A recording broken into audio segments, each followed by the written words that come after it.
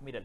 Good morning યમિક. અત્યારે જોવા જઈએ તો એલજી ઇલેક્ટ્રોનિક્સમાં આજે જોવા જઈએ તો સારી તેજી જોવા મળી છે. મેજરલી તો પરિણામોનું અસર છે, પણ એના સિવાય પણ તમે નજર કરશો બ્રોકરેજ હાઉસીસ અને મેનેજમેન્ટ પણ અહીંયાથી થોડા પોઝિટિવ દેખવા મળી રહ્યા છે.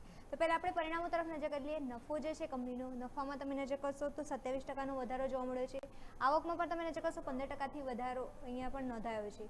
સામે ઈબીટા તમે નજર કરશો તેમાં પણ 26% વધારો દેખવા મળ્યો છે. માર્જિન પણ અહીંયાથી વધતા જોવા મળે છે. પહેલાં 11% હતા, જે વધીને અત્યારે 12% જોવા મળ્યા છે.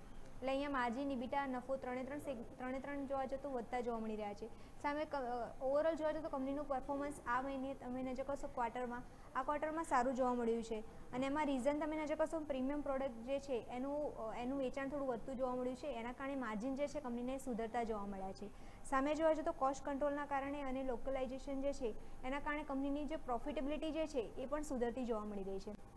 એ પણ એક પોઝિટિવ ફેક્ટર છે, જેના કારણે અત્યારે કંપનીના પરિણામો અહીંયા સારા જોવા મળ્યા છે.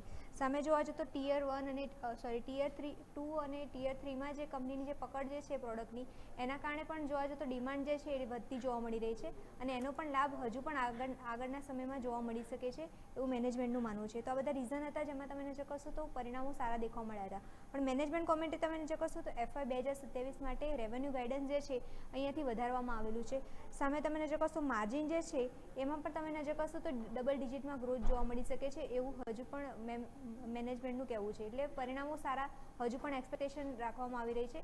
એટલે આ બધા રીઝન છે જેના કારણે તમે નજર કરશો તો આજે પોઝિટિવ સેન્ટિમેન્ટ જોવા મળી રહ્યું છે. પણ બ્રોકરેજ હાઉસીસ પણ તમે નજર કરશો તો અહીંથી પોઝિટિવ દેખવા મળી રહ્યા છે. 2 બ્રોકરેજ હાઉસીસના રિપોર્ટ આવેલા છે. એમાં પણ પહેલાં વાત કરીએ જેફરીઝની. જેફરીઝે બાયના રેટિંગ આપેલા છે. ટાર્ગેટ તમે નજર કરશો 1815 આપવામાં આવેલા છે. તો ટાર્ગેટમાં પણ અહીંયા વધારો કરવામાં આવ્યો છે. એટલે જેફરીઝ તરફથી અહીંયા પોઝિટિવ સિગ્નલ આપવામાં આવેલું છે સ્ટોકમાં.